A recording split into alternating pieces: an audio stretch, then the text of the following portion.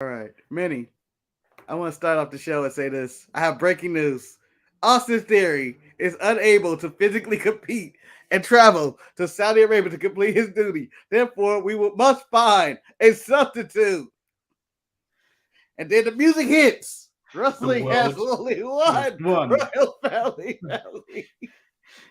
Na na na na na na na na na na na. And then Manny, he can have his normal entrance, but it will seem like a pyro extravaganza because that's his entrance anyway. Because it's in Saudi where they go all out on their pyrotechnics.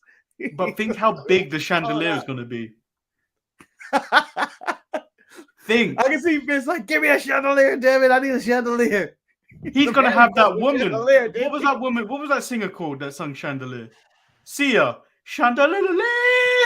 My chandelier. That's what Cody's going to come out to. That's what we need to do, investigate. If you want to get the inside information, look at your local chandelier dealers. And see who's this for? This is for Cody Rhodes. Where's it going? Where's it going? It's going to Connecticut. Oh, boy. No, they'd use a code name like Rhodey Codes. What you trying to tell me? The chandelier shop is using a code name for this? For their client, yes. I don't think they care code name. Because who's really doing their research? Like, gotta go to the chandelier shop to find this out. Wrestling journalism isn't that good. It's he said, she said. What I just said right now about Austin Theory being injured and put out the Elimination Chamber is more fact than anything anybody has probably put out today. Wait, you're telling me the Texas hater Kevin Owens wouldn't take this place? It'd be the wrestling's royal family, Cody Rhodes. Yes, him and Brandy. Allegedly Brandy. I need it. I can't wait. It's exciting. It is exactly what you need to happen.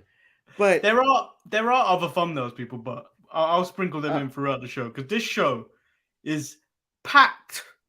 Not even with the Raw report, with news. with wrestling news. And we'll be back right after this.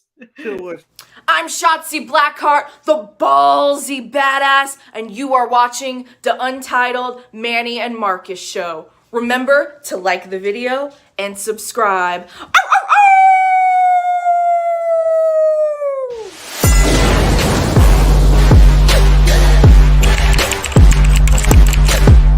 Hey! Oh! Check out the Marcus and Manny show.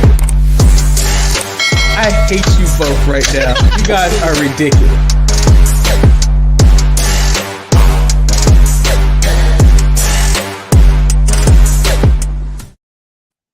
Is this the start of something new? No. Could this be the new AJ Styles Bobby Roode pound? Nah, it don't look like Bianca was feeling it. She doesn't even look like she trusts her. She was expecting to go right after. Look at this. Oh, then that hug, damn it. Then the hug. You tried. You were out there for 44 minutes, which might be an all-time record for a women's wrestling match. On Raw, probably. Has to be, right? Yeah, on Raw, I think so. Welcome, everyone, to the Untitled Manny and Marcus show. I'm, of course, Lord Manny Hayes. He is Brandy Rose, #1 fan. Marcus, the grand finale. Here to generate all the heat and love, and put the love out there, Cody Rhodes, to welcome him back to the WWE. No, actually, I'm joking. What? I got one. I need to get one thing out of the way, Marcus. Yes, what's that? Dun dun dun dun. Hey, shawty, it's your birthday. It's Ross's birthday, and we're gonna party like it's Ross's birthday.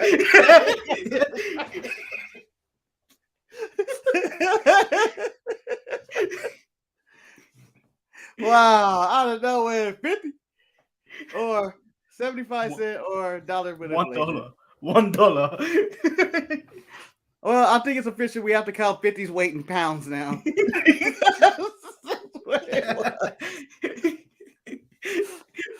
By the way, shout out to my Los Angeles Rams for doing the damn thing and sending Joe Burrows back home to Ohio And the celebration continues. The celebration continues. I can't wait for the parade because LA hasn't had a championship parade in many decades now. Many decades. This must feel extra fine for you, given that Dawkins was a big Bengals fan. I didn't know that until the show. Yeah, and now was afraid to go into work, and he'd been clowning your Clippers for what feels like 2 years. It must feel extra sweet, like a diabetic sweet. Like you might have to play a diabetic card because it's so sweet. Well, I plan on, getting a prick, trying to get the sample because I'm like, oh, I'm okay. This is so sweet. It's so sweet. Oh, please, where's this going? I don't know, but it's going to the Big Wiggle, Manny. It's going to the Big Wiggle. What's the answer, Manny? You're on the spot. What's the answer? Norman is waiting. No, that is weird. But Manny, I'm going to announce right here, you are the father. Yes. LeBron can join. The rest of the Lakers cannot. Join that parade. But I guess we have so much to talk about and so little time to do it. Manny, let's jump into the news story. Are we immediately just talking about Cody leaving AEW? Yes, we are. Because that is the hottest bit of news. So Cody, Fightful released basically the statement that they were reporting that Cody has left AEW, but he was out of contract anyway, so I don't know why he's just left AEW now. He was a free agent. Well, had to make it official, right? You had to make it official. Both AEW and Tony Khan and Cody Rhodes had to make it official at this moment, where they both released statements almost simultaneously, almost to counteract the other person's statement. So Cody wrote the bigger statement with it looked like he spent a lot of time on it. Like there's colors and Photoshop going on. So what you're trying to say, this wasn't I woke up today and felt like I was on beast mode and I was leaving AEW. No. This was something that he's put together over the weekend when he talked to his closest people, Bear the Dog and Brandy. And he was like, we're going to put this out. This is quite a long statement. I don't know if we should read it out. You don't have to read it all. You don't have to read it. It's fine. Find it. Yeah. These are wrestling fans. If you're watching this show, which is the hardcore of hardcore wrestling shows, which is the deep cut in the wrestling podcasting universe or YouTubing, you probably read this statement already. Point and blank. Do you believe Cody is gone? Or is this a word? I mean, it's got out to Fightful. I don't think they play Fightful like that. But wrestling companies have been known to play the dirt sheets. So according to someone that isn't verified on Twitter, but he's referenced a lot, is that Cody's camp have been in contact with WWE, and the reports are that WWE they're going to open up the checkbook for Cody. Yeah, for a potential return. Yeah, and in their defense, and in both sides of this, the WWE needs Cody more than Cody needs actually the WWE. They want that role. They want to bring the roles back in. They love Dusty stuff. They love talking about Dusty. It's hard to talk about Dusty when your kids are working for the enemy. Well, in this day and age, you're correct with that statement where Zack Ryder, now Matt Cardona, is currently the NWA World Heavyweight Champion. Yes. Which is one of his friends, I believe, one of his closest friends. And Cody is a former NWA champion. Too. Yeah, which just proves that in this day and age, you're in wrestling, you don't necessarily need the WWE as much as once before. It's not for someone the likes of Cody. He doesn't have to go there. Yeah, go ahead. Like he doesn't have to go there. He's made enough money in the wrestling business. I'm sure he's invested well, where he's not desperate for money. So he doesn't have to go there. He can explore the rest of the landscape if he wanted to. And I think that's what he should do. I think that would make him the most happiest if he was to do the Matt Cardona route, which is the Impact NWA. Sometimes show up in Ring of Honor, sometimes show up a little bit here and there. And you can do it. You have that free will to do whatever you want. And I feel like the WWE angle is this. We have this Dusty Rhodes Classic that we do every year on NXT. It would sure be nice to have a Rhodes in the company to present this trophy, or anybody affiliated with the Rhodes family, and to get Cody to present that trophy tonight on Vengeance Day. If they can somehow look that in just for tonight. Just for tonight? Like, how much do you think that appearance one-night deal? How much you paying for that? How much you paying for that appearance? We're gonna go through. I'm gonna cover the chat after in a minute. About 200 grand. I got 200 grand. 200 grand for one night. That's pocket change for them. Yeah, one night exchange for the biggest rating boost NXT could have, because all they have to do is say tonight Cody is presenting that trophy to the winners, and boom, everybody's gonna have to tune into NXT. I don't even think you have to announce it. I think people. There's a buzz around it, because now you don't know if he's gonna, when or where he's gonna show up. Do you think this is calculated though? Could this be calculated by Cody and the WWE? Maybe they were in talks already, or who knows what's going on. I don't honestly know. Cody's been a free agent for what, about 3 or 4 You weeks? you must have thought there's been some talk about the Royal Rumble prior to the Royal Rumble, because he was still a free agent at that point as well. Yeah, since his contract's been up, I'm sure there's been some type of contact with him or in his camp with WWE. And marketing wise, this will be the best possible move.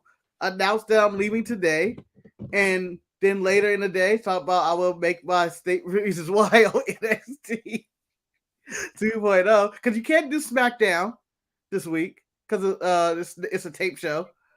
It's in Saudi, but you can always show that clip over and over, kind of like Tyson and Austin once and for all. So I think that if I'm Cody, I would do the circuit thing, but I can imagine him going to WWE. If he were to come back in WWE, Manny, what would you have him do? Is he going straight for the championship? I'm not even joking. People think I'm joking. I said it in the mid-card mess. People sleep on that entire gimmick of Stardust. It made money. The toy revenue was a lot. WWE is PG. You market the shit out of that to cook your children. Even though he didn't like it, look how many kids loved that gimmick. Why would he come back? There was a whole Make-A-Wish kid. There was a whole Make-A-Wish kid for that. Well, I can't remember his name. Yeah, but he don't have to do that, Manny. He don't. He's bigger than Stardust at this point. He was the #1 babyface on AEW before they got everybody else. He was the biggest star. He was the most charismatic, and maybe if he's still on the roster and not be, still the most charismatic person on their microphone who you will listen when he talks. I'm sure a lot of the time it's gibberish and it sucks and doesn't make sense and cures racism and all that, but he was a mouthpiece and a cornerstone. I don't think I'm going to put him in a mid-card act of Stardust when he come back. And if I'm Cody, I'm negotiating. You cannot put me in that spot. You cannot make me Stardust again. That is the #1 thing. You can make me grotesque Cody Rhodes. You can make me dashing Cody Rhodes. You can take the Cody Rhodes out of the name and call me Gunther McKillen Cody. It doesn't matter. Do not do that to me. Okay, let's get to some of these comments. It's mostly Levi. Levi says, Cody is the best move WWE ever made in years. A wrestler under 40 who can bring something to the table. I don't know. He's not the best. He's not going by the interview with Brock Lesnar, which we'll get to later on with the Pat McAfee show. He's not a needle mover. He's not. I disagree. I think he could get some of those people back.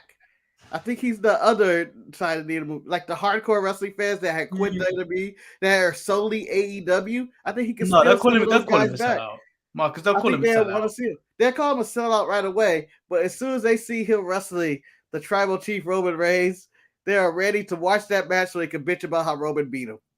Or if he has to wrestle a returning John Cena, or if he's going to fight the WWE champion. At this current moment on Monday Night Raw, there is a void, or SmackDown, for a top babyface, and Cody could actually fill that void. So he can get everything he wants. Levi says Cody is gone. Hopefully, he gets put in a William Regal role. And then our first comment from Twitch by a Marcus Devil May Cry. Hey. I still think it's a work, but never say never. That's true too. This could be a work. The way it's going out there, and this is the wrestling business, the most carny business there is in the world. This could just be a takeoff, but I don't feel like where this fits in the AEW plan. Okay. Last week, this is a work. Last week they made the massive thing about there's free agent signing. It turned out to be Keith Lee. How mad would people have been if it was they re-signed Cody? Because technically he was a free agent. How mad do you think people would have been if it went big free agent signing and then it's yes, what a really effect. No! But no, again, as I think I said on Saturday, which no one apparently watches or whatnot. Yeah, watch on Saturday, people. I 100% supported that decision as a heel move of heel moves, and it would have just been amazing. And then I would have had Keith Lee come out and try to tackle. As Cody thinking he's the resigner or something like that, So you have the fans boo, Cody, and he's like, wow. And then Keith Lee comes out, or Jay White, or whoever they decide to come out, and then they attack him, and that to me would have been more entertaining. Not, but I honestly, at this point, at the day, at hour 2 or whatever this is, I'm just lowering this information. I'm gonna say it's not a work because I don't see how this benefits AEW at this current time. Like this day, right now, I don't see the positives about this at all for them. Whether they're like, oh, he's gonna come back later and do this and do that, and it seemed like they were trying to do something with Brandy and Paige Van Sant the week before. This doesn't seem like any of this makes any sense to be at work. That's why I'm like more like this is legit, and I don't know what's gonna happen next. Did Dan Lambert run out the roads from AEW? Ooh, maybe it was too honest because that segment had no purpose other than to run down the roads, right? Yeah, like she had no reason to be out there. Dan Lambert had no reason to go there. Maybe none of it made any sense for that segment to happen, which was a stupid ass segment anyway. Because nobody really wants Paige Van Sant versus Brandy. That just seems like that would be horrible. But to summarize what Levi said, he said Dustin isn't leaving. How does Cody leaving affect AEW? I don't think it affects it that much, to be honest. Cody's too big to work the indies, and Cody currently has 2 shows on Warner Brothers.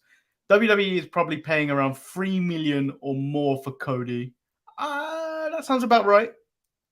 Something like that, yeah. Right. He probably gets Sami Zayn and Kevin Owens money.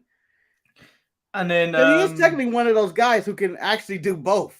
He is as versatile as Sami Zayn. He's not as good as a wrestler as Sami and Kevin. So I've got a delay on StreamYard in regard to comments, but I can see the comments on YouTube. Levi also says he's not doing Stardust. He's probably feuding with Randy. Marcus, I think we need it. Yes. Everything's about nostalgia these days. I think it's been long enough. I think we need a legacy reunion. Ted. You can even Ted for that, Manny. You can't JCJ Ted. Okay. I'm sure you could dig up Ted and give him $10 and he'd prepare. No, the DiBiase scandals going on with the money and his real estate and all that. I'm sure he has that. I think it's not him that's involved, but whatever. I will be for the Randy feud. I'll be for him feuding with Sami Zayn for the Intercontinental title to bring back his Intercontinental title, as I like to point out in the modern era, the white Intercontinental title, the one he revised again. If he does that, and Sami will be a perfect person to say it's a conspiracy and all that against, and he brought him in. The main few people really want though is like Triple H and him, but Triple H is almost dead or whatever is going on with that cardiac event. So you got to think Triple H has probably lost a lot of size recently too. Yeah, he lost size, probably not in the best wrestling shape, so that's not happening. Brandy and Stephanie, nobody wants to see it. I don't care what you think's going on with that. And so, Manny, what do you do with Brandy? Do you bring her back? We didn't even talk about this aspect. Isn't it like they seem like a package deal? But Brandy probably doesn't have to do what she's done, what they need her to do. What about my AEW Hill subscription? I know, my AEW Hill subscription. Damn Brandy could end up being a stay-at-home mom because they could be paying Cody more than he's making in AEW. Manny, can I pause and say this? Of all the interactions, or not interactions, but appearances on TV and interviews you've seen, Brandy, does she look like somebody that wants to be a stay-at-home mom? No, but she seems like somebody that wants to be in the shed. I don't think she's gonna stay at home. She wants to be in the shed, no matter what it is. She's there. Okay, I believe you bring her in. I believe you gotta bring her in. As hated as she is, I think she can get that, good manager heat. And the one thing that's different between AEW and WWE with the Roses is that ultimate control. Vinnie Mac back there saying, "Nah, we ain't doing none of that. You want to talk about curing racism? Nah, not today. Not today, Cody. You want to be extra? You want to be extra with everything? Nah. I am the limit and the timetable. I think his perfect field, honestly, is someone like a John Cena who can still go part-time, wrestle with him, come back. Sami Zayn, get that Intercontinental title back. Maybe even an Edge. So Levi raises a great point. I can't see his most recent one on StreamYard, but it says, remember WWE was very interested in Jade Cargill and Wardlow. These two guys were brought into AEW by Cody. Ooh. Are they playing chess? I mean, you could use that. Jade Cargill does seem like someone WWE would hire, or based on look. Yep. Wardlow the same. He's just not tall enough, and we haven't seen. But with WWE, I'd be a bit more cautious with Wardlow because you don't know what you're getting with him yet. With Jade, I know what I'm getting from her. She just needs to improve overall. Him, he's kind of like you're buying. You would be paying specifically for potential because you don't know what's there yet. Because AEW are giving you a slow burn with what they're doing with Wardlow, so you don't fully know what he can do in the ring yet.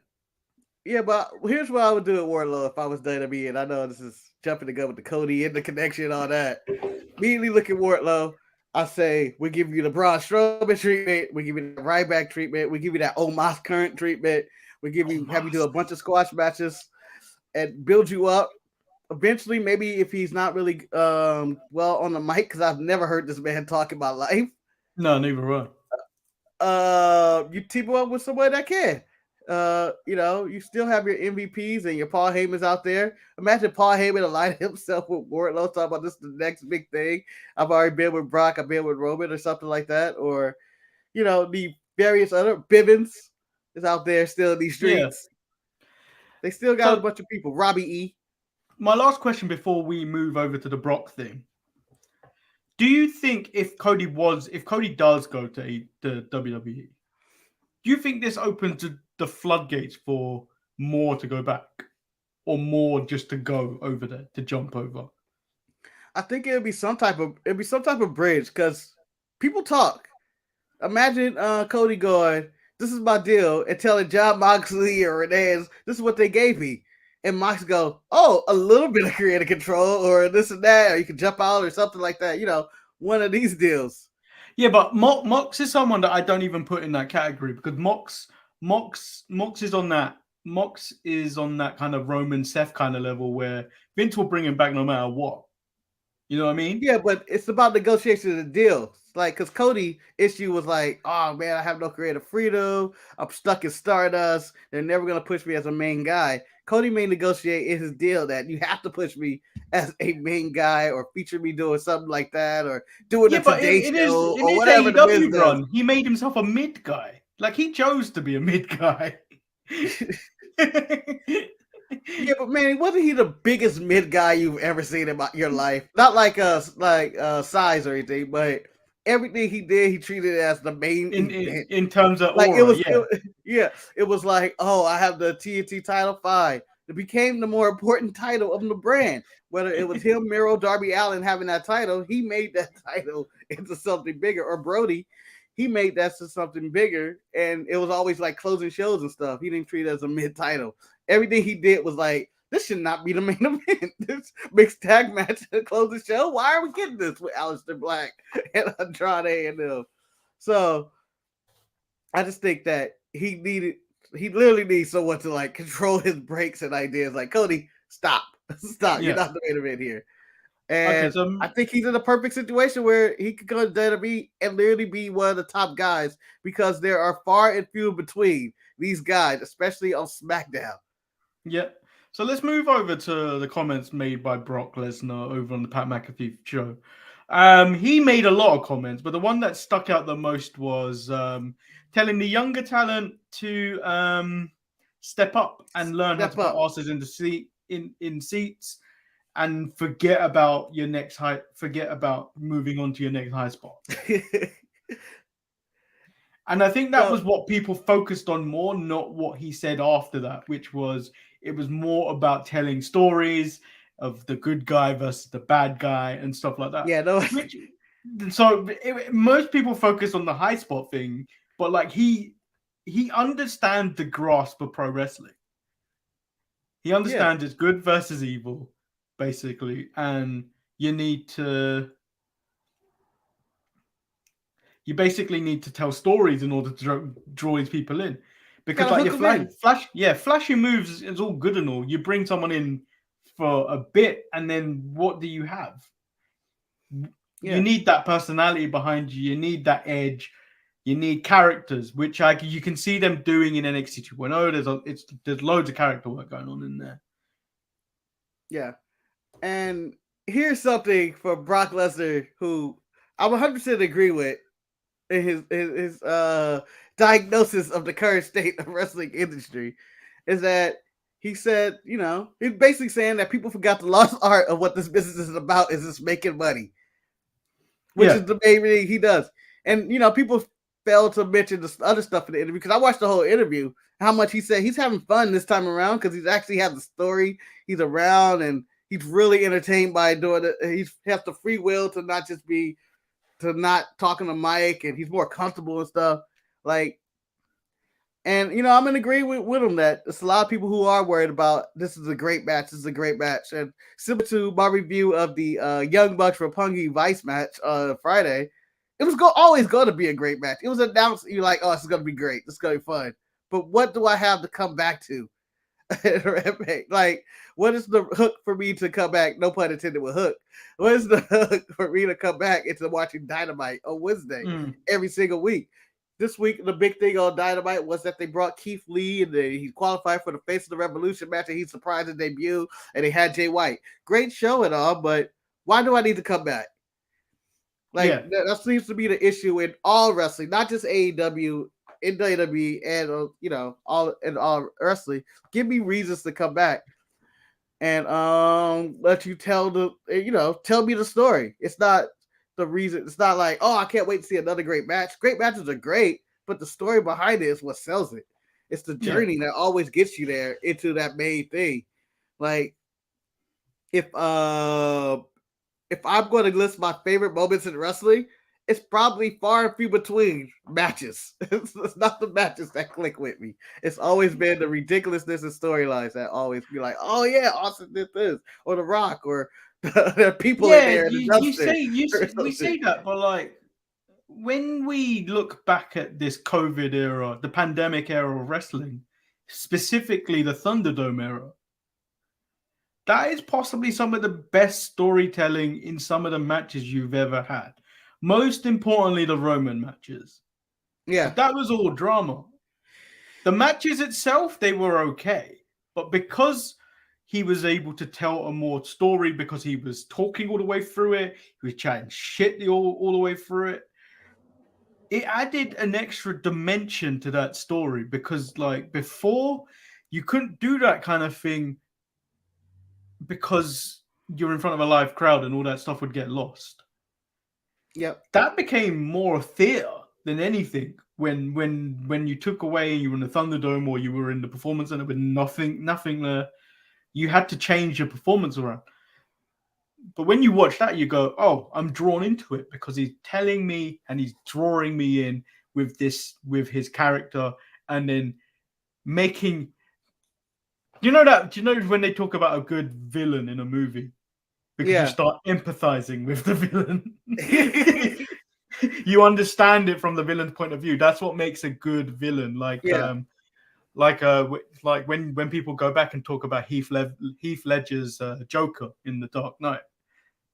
Fucking bonkers guy. He's crazy. But you're drawn into it. Or like when you go back and watch Joaquin Phoenix's The Joker.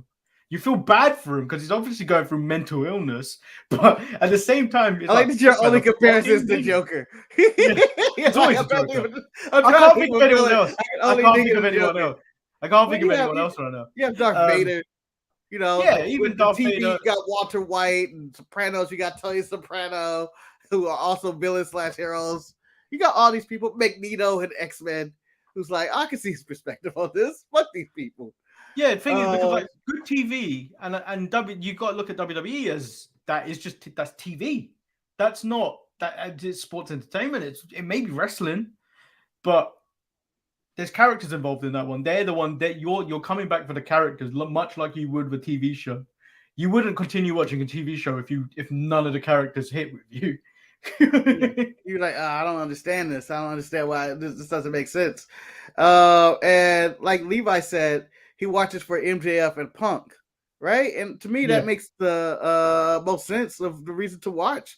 It's because that is a storyline. Whether you agree with the storyline or not, I'm actually entertained by the week to week and getting around, even though it is the same MJF bullshit, but it is the top level of MJF bullshit storyline. Because Cody's already went to the MJF, you got to fight this to get to me and whatever. Go through the steps and take whippings in the ring or whatever. And now CM Punk's going to. I think this might be the best of what they've done so far with MJF. And it is a good story. MJF is a hateable character. CM Punk is the returning hero for one last run or whatever the hell his storyline is. And they deliver great mic work back and forth. Some of it a little bit too reliant on attacks on other promotions or whatever, or past accomplishments, but whatever, it's still entertaining. And it's just like, that's what you watch wrestling for. And that's what Brock is trying to say. It's like, there's a hero, there's a villain in the MJF and CM Punk feud. And yeah, they can go out there and deliver a great match. They can't, it's easy for them, but telling that story to get me hooked week in and week out, that's the reason the NWO was so successful. That's the reason Steve Austin and Vince was so successful, was because you just wanted to know what the hell is going to happen next on their dynamic of who's going to get the one up this time. Is it going to be the NWO, or WCW is going to have hope, which always gets shot down somewhere in between? Or is it going to be Vince McMahon and Austin, where Austin seems to always one up Vince McMahon every single week until that 1 week when Vince beats the shit out of him. And you're like, oh, damn. So I don't have a new graphic, but as you've mentioned, Steve Austin, there's rumors circulating about that that they're looking to get Austin either in a match or in a physical role leading into WrestleMania, which is in Texas. You know, the deep in the heart of Kevin Owens, Texas, who was clearly lying last week. Can't take Texas away from me. I don't know how I feel about this match or a potential thing, because last time we heard about WrestleMania, WWE's in desperation mode to find somebody to replace Shane McMahon. I feel Cody and Steve Austin equal that, even if they didn't wrestle. Well, so technically, Shane isn't fired from WWE. Shane's just not working with booking at the moment anymore. That's what it was. I think everyone went overboard with that story, but Shane was fired. No, he was just put aside. He was put on ice again. He was put on ice, and just staying away from anything that resulted in wrestling. I don't know if Steve Austin's up for it. I know last time he did a stunner, he like broke his hip or something. Yeah, I don't know. It would be nice to have Steve Austin come out again, but I'm not looking to see him get hurt. This is nothing that intrigued me. I think stunner versus stunner. I think the promos of Austin and KO will be fire and dynamite. and just be entertaining all around, and them just talking shit to each other. I would love that. But the match itself, I don't know if I'm that intrigued. But in business wise, in Texas, the most over wrestler of all time, that put asses in the seats, like yeah, Brock 100% said. it would. 100% it would. I think that's all the wrestling news. Is there many more? Jesus Christ. Well, we spent 35 minutes. We still got Raw to cover. And I think that's pretty much it. That's all I wanted to say. Well, not so much final actually answer. happened on Cody Raw. retires or goes back to AEW? I think he returns to WWE. I have him showing up one night only for NXT, then doing the Indies, and then eventually like returning. I think he's gonna work the free agency. I mean, if anyone was to go, it'd be him. Go back first, it'd be him. Yeah. I think that's what I remember when we said if anybody go back on one of these random Untitled shows from way back, who would go back? I believe I was first to say I believe it was Cody that would go back first. Yeah, and it's like the one thing about this is Cody didn't put any of his money into AEW because it's all Tony Khan's money. Yeah. I mean, the only thing he put into the most he put into it was the first All In show. Yeah, that was all him. That was not. Yeah, so I honestly don't know. He was him and I guess Meltzer was the spark of this brand. To lose him, Meltzer antagonized him that at the time Ring of Honor or anyone couldn't do a 10K seater. Yeah, and obviously started everything. Yeah, that started everything. And then he was one of the main drivers of pushing this to a brand. But obviously, I think going into business with your friends is difficult. Yeah. And I think he's feeling it. Whether he's feeling the initial pain of it, I think he's taking the brunt of it. Yeah, whether his ego was out of control or the Bucks and Omega and them had different ideas of what this should be. You know, the brand for itself, the All Elite Wrestling brand, has evolved to what it is today. And I think that, you know what, it doesn't honestly hurt them to lose Cody. They have all the other stars that could replace him. I mean, for Christ's sake, you have to see a Punk. Probably the most over guy, no matter where he is, for whatever reason, in the brand. So you don't really need a Cody, or you just signed Keith Lee and you have Adam Cole coming up. Cody was going to get lost in that shuffle anyway. Going back to WWE would be ideal because he could just fit and go straight to the top of the card. There's no one there stopping him. There's no Hunter. There's no John Cena. There's no Undertaker. There's only one top star in that company. It's Roman Reigns and I guess Brock Lesnar. There's no one else really holding him back from doing. Okay, so let's move into Raw. Not that there's much to really go on, to be honest. So it opens up with the men's Elimination Chamber segment, which again we will be covering live this Saturday, 5 p.m. English time. You don't know if it's GMT or BA. What is it? What's the other one? BST, British Summertime.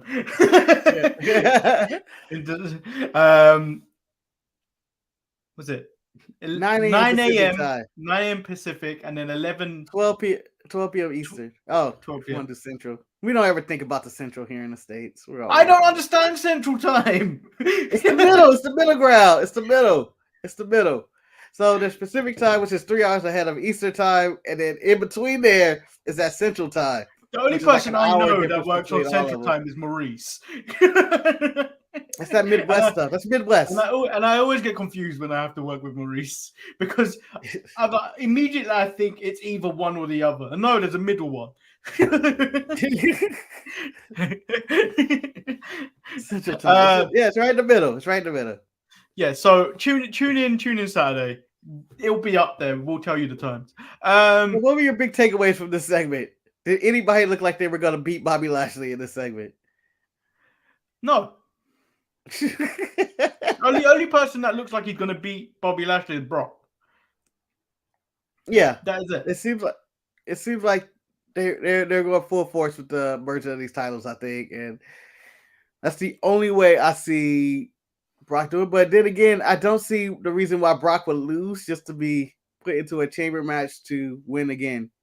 So I'm gonna say we may have. I think Bobby retains. I think Bobby retains. I think you could also go another route going into WrestleMania. People are talking about Steve Austin, KO. What if you had Steve Austin, Brock Lesnar? That's what that is on in the Pat McAfee interview. He said that's the one match he's never had and the one match he would like to have. But consider Steve's neck and how long he's been out the game, and he's 50 something right now. I'm not doing that match. 5 minutes at WrestleMania, you can't do that. I can't do it. Yeah, you can do Brock that. Lesnar is a physical specimen, and he's gonna throw me around. And I've been retired. I haven't took any bumps. I don't know if I can do that from Steve Austin. So like you can put me in a garbage match with anybody. Like, I can just go in there. We can like throw chairs at each other and hit each other with stuff, and I take those. But taking a suplex where I fall on my neck over and over, nah, son. And then to come back just to lose like that, nah. I can come back and win, beat Kevin Owens, and no one would actually be upset about any of it.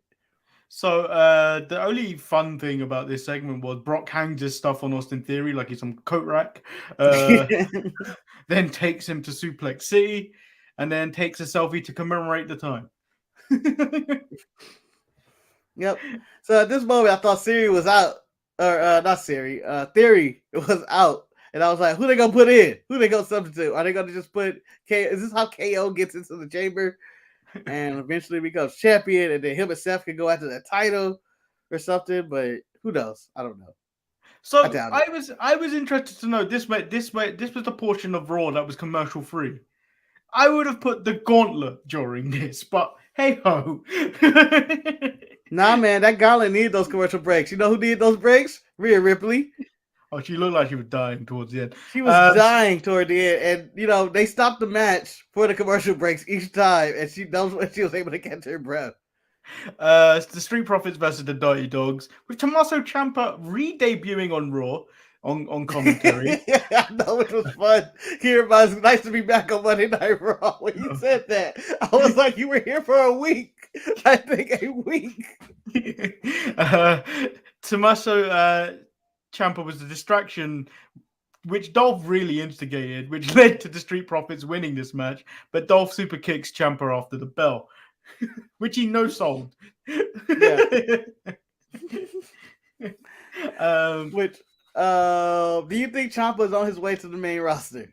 Or do you think this is just an NXT cross-promotion move? I think this is an NXT cross-promotion.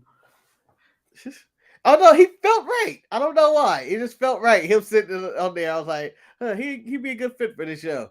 I don't know, because I didn't watch the match, but there was an image of him standing in the ring with Dominic or T-Bar. And he just looked incredibly small. Everybody is small. But I think he'd be a good hand. Just be having the main roster to work with some of these guys. I don't know if he's in, because he's not worn out his welcome at NXT. It's nothing else he can do on that show, and it just seems like it's in a completely different direction. I'd rather see him suffer on the main roster and didn't get released than see him on that show at this point. And then we get Kevin turning his back on Texas. So he said that last week he was lying and says he can't stand people from. In fact, he despises people from Texas and Indianapolis. To me, at this moment, it sounds like they found a plan for Kevin Owens. Like, for him to do that one over in Texas. Like, I'm assuming that WrestleMania there's gonna be a spot, whether it's a match or not. I don't think it's gonna be a match, but I think it's gonna be a spot where he's upset with all the wrestlers from Texas, and one by one, all the wrestlers from Texas come and whoop his ass. Marcus, you know what this is gonna be? Steve Austin and The Undertaker. You know what this is going to be, because they haven't actually named this yet. They haven't named the host for WrestleMania. It's going to be Kevin Owens. Just like how Bayley was the host of WrestleMania last year. He's going to be the host. How would he be the host? He hates Texas. You I do. guess You could be a spiteful host. Eric does it every week on Saturday.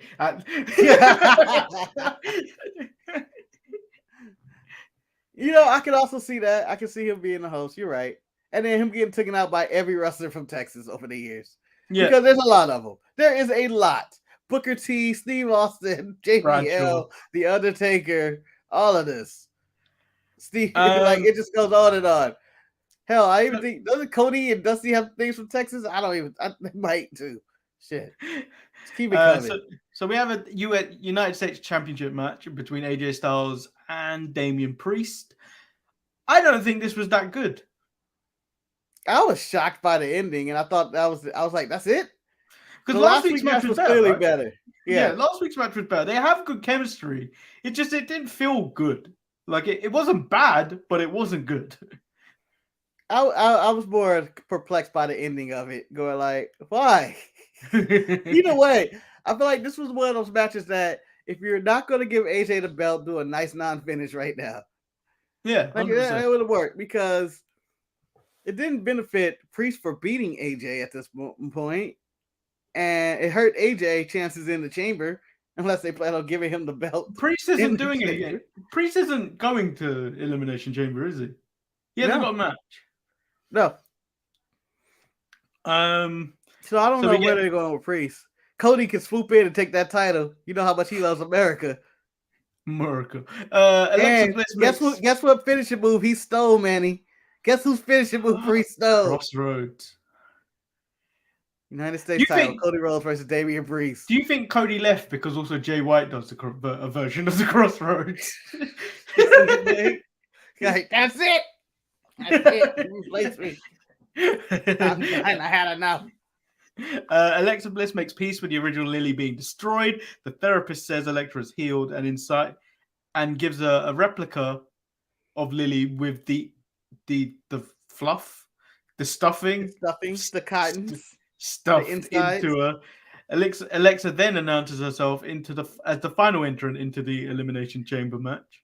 You know, Manny, I was waiting for this porno to end all this time, and it ends with someone putting something into somebody. I didn't think it'd be somebody putting stuff into Lily. That's not what I wanted this to end with. This is complete wrong direction. I've been hoodwinked once again. I've been duped. He said he was gonna put his stuff in her, and he ended up just putting his stuff into Lily. So we have a match that happened: Omos versus the Hurt Business. These two really clamoring onto something that's dead. No, what is this? Why are they still calling themselves the Hurt Business? They came out with the music, and I was like, I don't know if they're broken up or not anymore. I don't know whose side they're on. Are they with Bobby or not?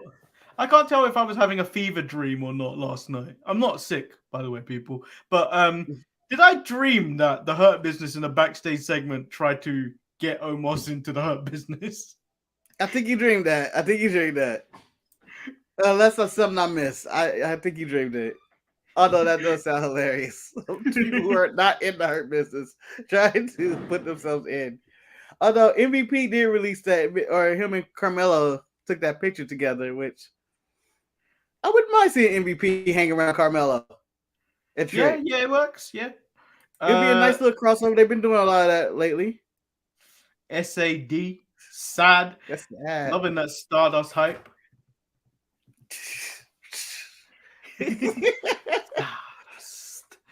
Hey, we're on the path. This is the path we're currently on. Stardust comes back. Dustin comes back as Goldust. Goldust gets entered in the Hall of Fame by Stardust. Don't tell me we were a good time. Stardust. I don't want to see him come back as Stardust. But if he does, I'm going to die laughing. Marcus. Like, what the fuck? Marcus, if he does the cartwheel and we're live on stream, I'm dead. I can't continue with the rest of the show. I just won't be able to continue with the rest of the show. Becky Lynch comes out to the contract signing looking like many a woman that today. Haggard. Looking like, how would you describe this? A one-night stand? The walk of shame? Oh, she looks like a teenager who doesn't want to go to school this day. What? I'm just a teenage dirtbag baby. She got all her emo music going. She's the other emo.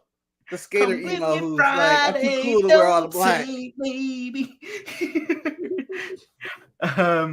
Becky states she hasn't slept since her teenage idol decided to come for her this close to WrestleMania and assaulted her. That doesn't make sense. That's what she's losing sleep over.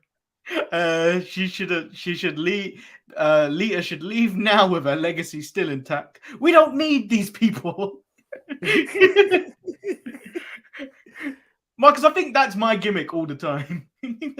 What, we don't need these people? Or? Yeah. I mean, that's me naturally. I go outside, I don't need these people. But I enjoyed Becky Lynch in this segment of just being haggard and beat up and tired, and then talking about these people only have bloodlusts. They only want to kill each other. You're my hero. You're my hero. And you know what? It was a solid segment. I was shocked there was no violence of any kind. It was. It just was it? She threw the contract at Lita. That's not that much violence. You know what I mean. You know what I mean. Marcus, you tell me you don't want to fight me if I throw a clipboard at you. Now that the contract's signing, I'm expecting it. So, birthday boy Ross said, "Fuck Cody and his stupid tattoo." And that's what started us taking back. Go, Rossi. It's your birthday. We're going to party like it's your birthday. It's your birthday. You're going to speak the card out. Anyway, shout out to Tams in that Super Bowl half. Like, Manny, I know you don't know what Tams is, but that is the most hood burgers you can get. I'm sure you have something like that in your neighborhood, where it's just a chain of these off-brand food. They serve everything you need, whether you want breakfast, whether you want lunch, whether you want dinner, whether you want some spaghetti and meatballs or some random shit like that. Oh, because they're just called calves. Yeah. We call them Tams. They're just called calves. Or if you want some good fried chicken, you don't go to brand name places. Like you don't go to your KFC. You don't go to this. You go to Boss Man Chicken Shop. And what I mean by Boss Man Chicken Shop, when I say Boss Man Chicken Shop, it's either you go to the man behind there and go, "Can I have one piece, boss?" Or he goes, "What can I get you, boss?" That's how it works. Boss Man Chicken Shop. Is the place actually called Boss Man Chicken Shop? No. But if I was to open up, if we made money and we became brand home names, doing it. Yep. Someone probably stole it. I've trademarked it already. Don't try and say boss all you want. And I'm also, Manny, at the end of the day, there's gonna be hard times meals and it's not a big boss man themed shop. I want it to be a big boss man themed shop. Big Boss Chicken. It's Big Boss Man Chicken Shop. And we're gonna have hard times. We're gonna have people behind bars serving you food anyway. It's gonna be in the hood. For sure. I'm 100% for it. I legit hate that there's a delay on StreamYard now completely. But Vinnie Mac wants some ribs, pal.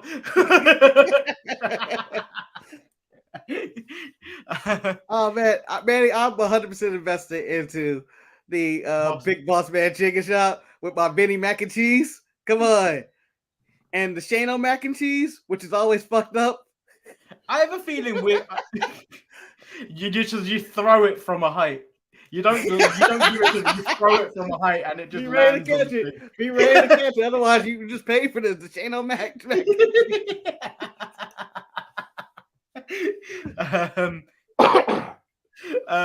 Okay, so Lita states that she doesn't have one good match left in her. She has a championship run left in her.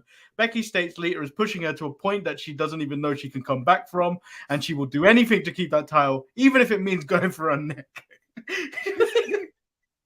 Absolutely, 100% support. Also, in SAD said, "Big Boss Man Dad being dragged." Laugh out loud. That would literally be on loop throughout the fucking place on TV. Would be that funeral, where we would also sell the shirt of the Big Show's dad in loving memory.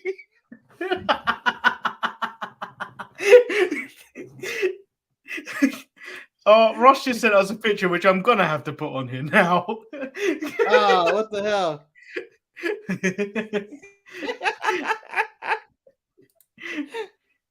Oh my god. Jesus, the Boss Man. but that they will be the ones every year chicken today. With a spot of racism, here's your chicken. Yeah. Oh, we gotta cancel Ross. That time he put the Confederate flag. That's the Big Boss Man. Although those costumes are amazing. Those costumes are amazing. Those are absolutely amazing. The women's gauntlet match. It was Rhea Ripley versus essentially everyone in this match. So, Manny, I'm going to skip ahead and I'm going to say bravo to Rhea Ripley for going as far as she did and doing the stuff she did. She didn't really break that much. I guess during the commercial breaks, they kind of stopped and let people recuperate or whatnot. But she did a good job of fighting 3 very different opponents. And, you know, it was really entertaining. Yeah. And then the main thing, I was really disappointed that the mystery person didn't come out in the gauntlet. I thought that was going to be the last person to take out Ripley, or Bianca, and they didn't come out. And I was like, oh, this is the way you announced it, the Alexa Bliss package. I want to ask you something. Because Rhea Ripley and Bianca Belair are clearly the future of the women's division. Yeah. But how did they become the top of that division when the horsewomen exist in this world? I mean, you can't let them go. You know what I mean? Yeah. Manny, are you suggesting a mid-card TBS title for the WWE? Yeah, but I would by that I mean you need to get rid of the women's tag titles that clearly just used as a prop. Yeah. I think you got to go with it. You got to have the feud individually with some of these horsewomen. Even though I know Becky's on the top of her game, Charlotte's on the top of her game, Sasha, who whenever she shows up, top of her game, and Bayley was the game when she was running the show. She seems to be coming back soon. She's on Up, Down, Down in an hour. To do that's coming on. Yeah, the WWE 2K 22 roster reveal with Xavier Woods. So that should be a fun time. So yeah, I honestly think there should be a way if there was a way. I think it's gonna be a triple threat match for the women's title, probably at WrestleMania for Becky's title. Yeah, because Charlotte and Ronda are locked, and it's probably gonna be Ripley, Bianca, and against Becky. Yeah, probably. It's like they were building up Rhea Ripley. It seems like they're getting behind her again. They're done with this Nikki ASH stuff, and they're really trying to build her up again. Like, what are we doing with her? We wasted like a year. 100%. Probably the most credible, most dominant looking wrestler you have, and we just have her here. And yes, we focused on Bianca last year, which was great, and she's still great. But I think that's where we're going to this year. It's triple threat match: Rhea Ripley, Bianca Belair, Becky Lynch for the women's title. Maybe you shout out to everyone watching, by the way. There's more than like 10 people watching. There's 9, 1 on Twitch, 8 it's people. The Cody effect. We're gonna be the ones to break. We're gonna be the ones to break the Cody news. We're the needle movers. Cody's a needle mover. It's official. So Riddle gets attacked during his Broga party. Do you know what I don't understand about this? What type of people were at the Broga party, Marcus? Bunch of men. It was a sausage fest. Wrestlers. Oh, yeah. All of them ran away. That's also true. Not like it was like like Kayla or Patrick who aren't wrestlers that would do the interviews, and then the moment an attack happens, they run away. No, all the rest. Commander Aziz, Apollo. Hold on. Are you trying to say that these wrestlers are some straight up bitches for not staying up and fighting for their boy Road? Yes. So here's how I'm going to defend them. I am currently in a toga and whatever type of sandals I'm wearing with this, or barefoot. I do not want none of that Otis smoke right now. Not in this current condition. And I've been drinking. They were clearly drinking, and it's a Matt Riddle party. So clearly there were other hallucinogens and narcotics involved into this party.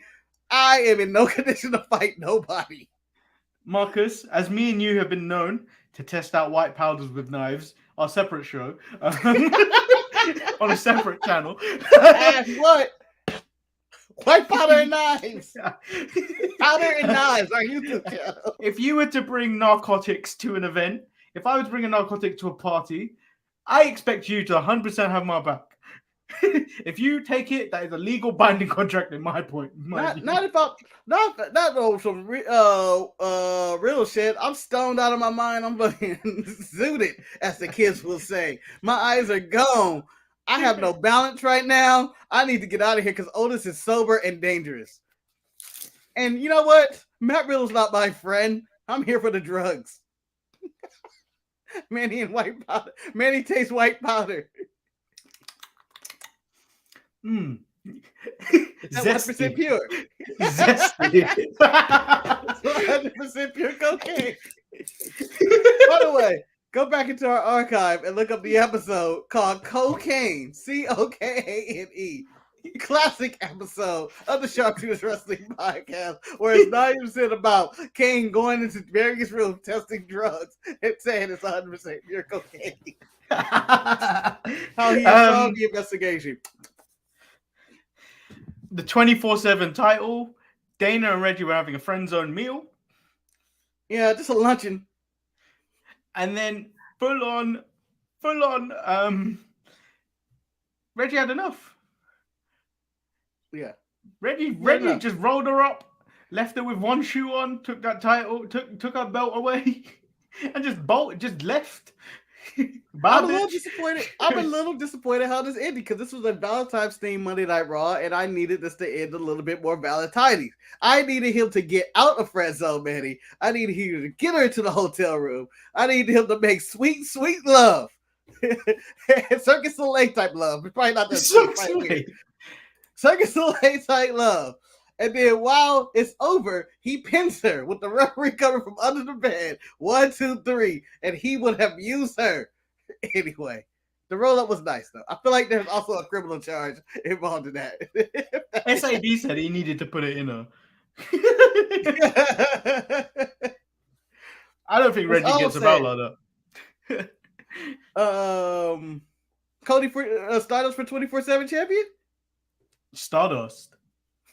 Yes, we gotta find places for Cody. He's the most elusive out of the bunch. You think Reggie's all cool with his flips and stuff? Stardust has got cartwheel. The most. Remember, he's got the most effective cartwheel in the world. Yeah, remember he was a part of the Galactic Champions and all that. Whatever, he had his own universe or some shit.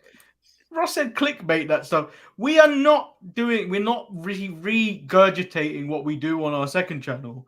That doesn't exist. There was something I was going to bring up, but I totally forgot. It blanked me. It's something about the Stardust, Cody, and him. And it's 24/7 SAD said the Stardust theme was fire. It was.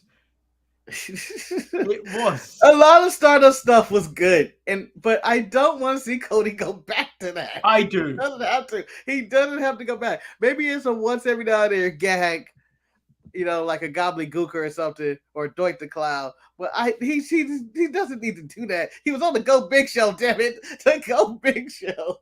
Yeah, imagine how bigger the Go Big Show would be if Stardust. Hey, by the way. Match, yeah. Spoiler alert, we're going to find out where Cody goes, considering where Rose to the Top Season 2 goes. If there's not on TBS or TNT.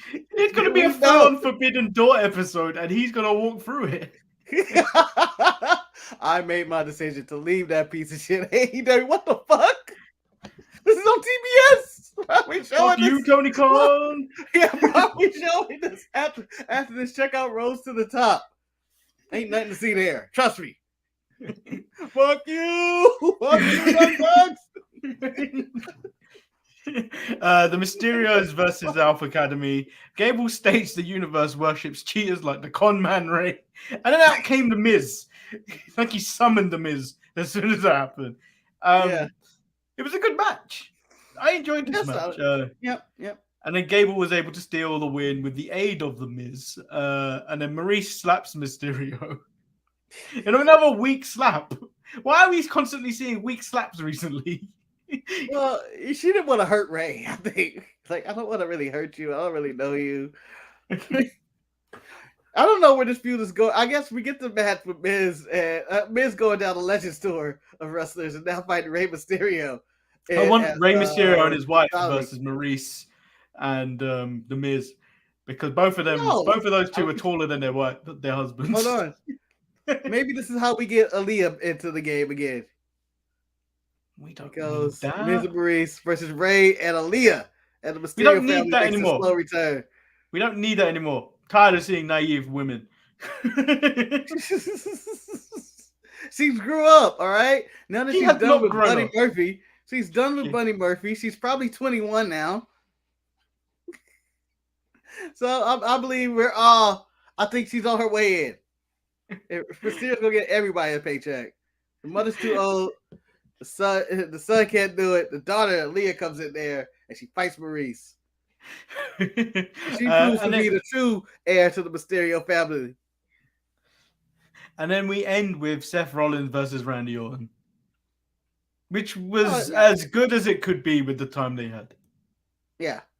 It was never about the finish or anything. Although I did enjoy the finish of the tag team champions attacking Matt Riddle and destroying him. No, because Randy Orton has for weeks been telling Riddle about being focused and everything, and Randy let his focus go by helping out, going towards these fools. It showed that Randy's a real friend, Manny. It showed that he was a real friend, and he was able to do this. No. And I thought, Marcus, me and you both know none of us are making that save. I'm making that save. I am making that save. If you're getting attacked by the Alpha Academy and I clearly have my match won, I will make the save, but clearly come back to my match in a very different approach than what Randy Orton did, which was set himself up purposely to get stuffed in the face. I'm ripping you a brand new one. So you should have stayed focused. Should stay focused. This loss is on you, not me. You. I tried to prevent them from getting you DQ'd. Deciding to have a broken party on Valentine's Day, all high and drunk and shit, getting some fights. How dare you? How dare you? Shame on you. I want to win the match. Although I think, Manny, this part of me said, hold on, let me get my pin first. I just landed the RKO. Let me get my pin first. I'll make the save after the pin. Yes, that's exactly what I would have done. It's only 3 seconds. It's only 3 seconds, and you're kind of cringe. Like make sure I get my money. All right, let me go make the save. So that was the end of Raw. It started off a bit weak. It got stronger towards the end. It wasn't the best episode of Raw to lead you into Elimination Chamber. Yeah, I thought it was solid. Everything was about the Elimination Chamber. I feel like if you're gonna watch the Elimination Chamber, you're already gonna watch anyway. They put on the matches that led to the Elimination Chamber. They featured everybody. I was okay with it. They killed those hours though. It went by fast. The hours. It went fast. It's just that men's WWE title match for me just doesn't seem big time. It doesn't. It's missing something. Well, 90% of the characters in that match aren't winning. Yeah, but it's not giving me any reason to care. I think it's because elimination. I've had too many Elimination Chambers, even though it's once a year now. I feel like there's too many. There's been too many.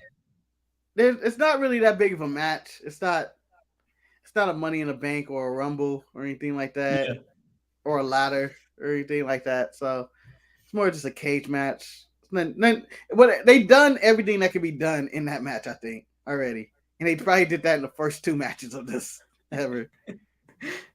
So yeah, that's the end of today's show. Action-packed show. Action-packed. Shout out to the LumberChat for keeping it up the entire time, you know. Shout out to new listener, watcher, viewer. Yeah, viewer. Because we are listeners. No one's listening to this at the moment. They're watching us. SAD. I need El Luchador to resurface to reclaim on this bet that he beat Levi, but I haven't seen him since. He's done with us. He's done with us. SAD stands for Sad Antonio Davis, who lives on the sidelines of the Lakers and cries himself to sleep. Is that what it stands for? No. I just said it. I just said it. Happy birthday again to Ross. Hopefully everything goes well.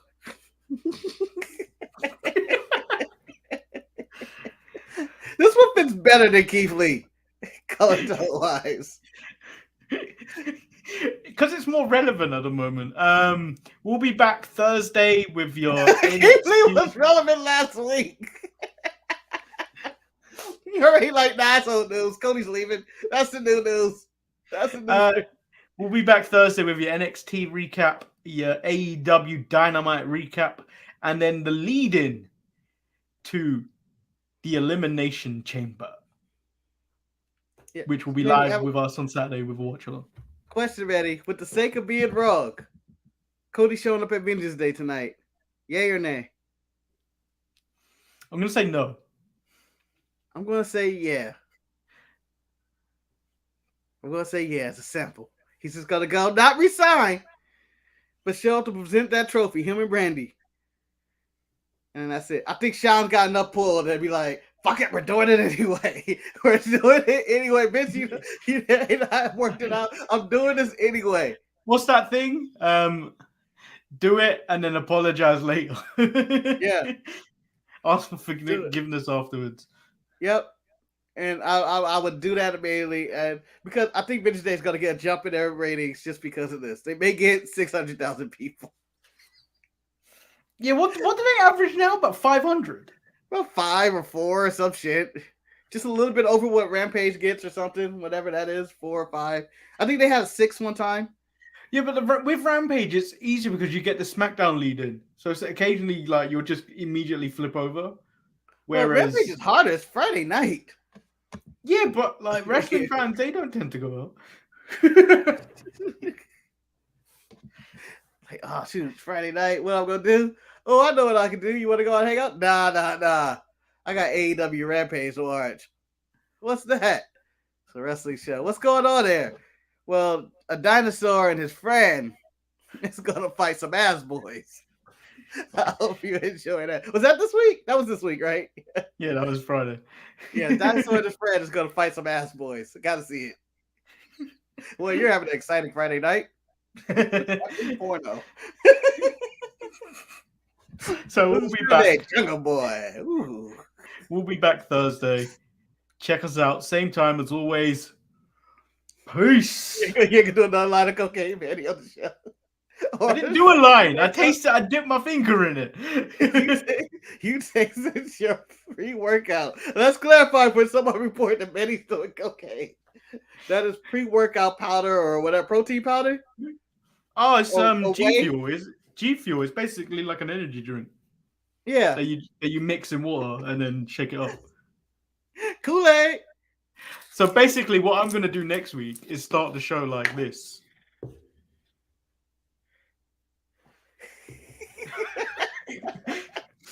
And do all the takes. It's all in my nose. Let me get out, rubbing my teeth a little bit. And talking about 30 different things. Man, he's talking about he watched MLW, GCW, NWA. And New I actually held it. Coked out Manny watching wrestling. Just watch. I watched it all. I'm white.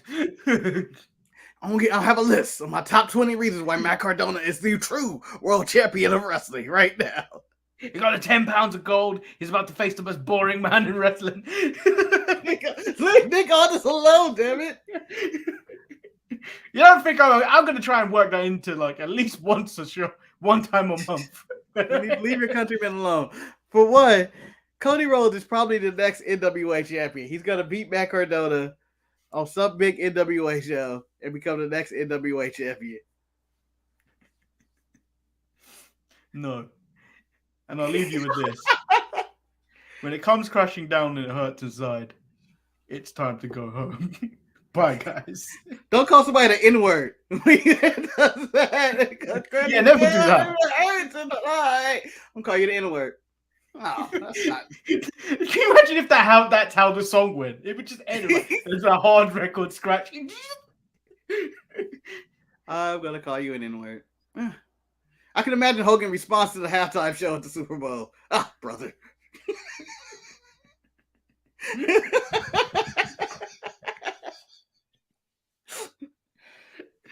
I love the memes. You know that meme? Yeah. You know the meme when he's about to break NWO? Yeah. That'd be Hogan outside the Super Bowl right now.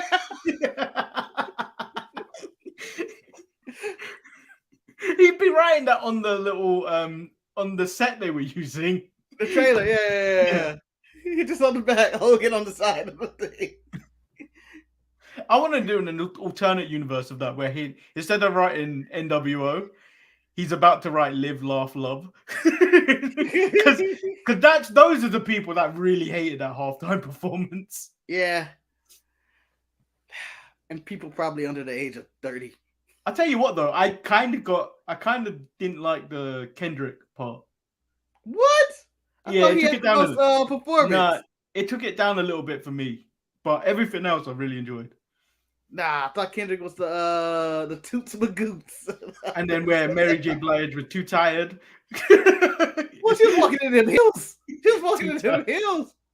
No, so when I think it was when Eminem came on, and you see her and 50 just chilling on a sofa. I'm like, we too old, man. Okay. Yeah, I know they're all old. This is like everybody uncles and I like, we're gonna entertain. Oh, they still got it. I wasn't yet. You still got it for. Although I think text you about Odell Beckham. Manny, what was your big takeaway from the Super Bowl this Sunday? What was the one thing you got out of this? That referees only seem to call flags for the Jets. No, right? Where were the calls? Where was the calls for that? Face ripped off. That face mask was deadly, and there was a referee to the side. There was one directly to the side. It didn't make any sense. They literally made a pat and said, "We're not calling shit today. They're not gonna blame us for what we did today." Well, couldn't we make calls? They're gonna blame us for not making calls. Shut up. They never know. The Jets always have mysteriously minimum 10 penalties every game. They sent the C squad to those games, Manny. The C squad. We don't really need them. We blatantly we get more penalty yardage in most games than we do actual physical yardage. Okay, so I'm gonna also piggyback on you. My favorite thing and my highlight from the Super Bowl, other than the Rams winning and Aaron Donald and all the great feeling that LA's the champions, was the one call they did make in that first half for 15-yard penalty for the dude who came onto the field and sandals. Yeah, what was that guy? I kind of went. I was like, "Fuck, that dude costed the game." Turned it around for the Rams. I mean, wouldn't you give a penalty flag for someone wearing socks and sandals? I would. Yeah. So Eric was also wearing socks and sandals that day, and I wanted to throw a flag at him just because. But we cracked up so much about that, and I was also happy for the Rams holder because I thought it was like, oh, football's rigged if the Rams lose by 1 point. Who dropped the extra the hold? I was like, you idiot! You cost the Rams the Super Bowl. Yeah, but remember, I feel like the last person that got known for that was Big Tony Romo. Oh yeah. Well, I always go back to Ray Finkel. Do you know what I enjoyed? You know what I enjoyed about that? About this, the thing. Every time they went up to the booth and you saw Collinsworth, he looked so fed up of being there. Like he was done. Like he wanted to go home. His whole demeanor, his posture, like, I want to go home. I hate Collinsworth so much. I was like, get out of here. Get out of here, Collinsworth. Yeah. It's over. Who's the other one? Who's the other one? It wasn't Al Michaels. Al Michaels? That was Al Michaels. Yeah. I don't mind Al Michaels. No, I've never mind Al Michaels. He's been around forever. He can call whatever he wants. But Chris Collinsworth can go away. I really wanted Tony Romo to call this game. I was watching the UK coverage, so on Sky Sports, and I was trying to record someone that they kept going to in the stadium, and I think he was a Jags defensive end, a Calais something. Okay. Every time he spoke, it sounded like Shaq doing a post-game interview. It was the worst thing ever. You couldn't understand what he was saying. Like, blah, blah, blah, gotta go to the court to get a pound of that for 100%. What you say, Shaq? Yeah. All right. I guess we end the show. It's been an hour and 20 minutes. Yeah, Marcus got to go to work and teach class again. The professor, the casino professor. And the first lesson is Cody Rhodes going to AEW. We're going to go through the pros and cons. I would love that if you had that on the board just for jokes. Just for jokes, I would love that to happen. I may take a picture of the board and put it up there just to send it to you, Eddie. Then I will put pros and cons of Cody going to AEW. It's like that whole episode of. I don't know if you've watched the Office, but that whole episode when they had the debate of whether Hillary Swank was hot or not. But that took the whole day. They had a whole debate about whether, and they voted numerous times on whether she was hot or not. My answer, no. I would deny. Although I may roll out the TV today, Manny, and say we're watching the best of Cody Rhodes, just to get you hype for it. Marcus, if that's not a VHS thing, it's not real. I'm just gonna stream it. The best of Stardust. All right, we should do that. We should have a best of Stardust coming this summer. Out of here, Manny and Marcus do the best of Stardust. Peace. No, we're not.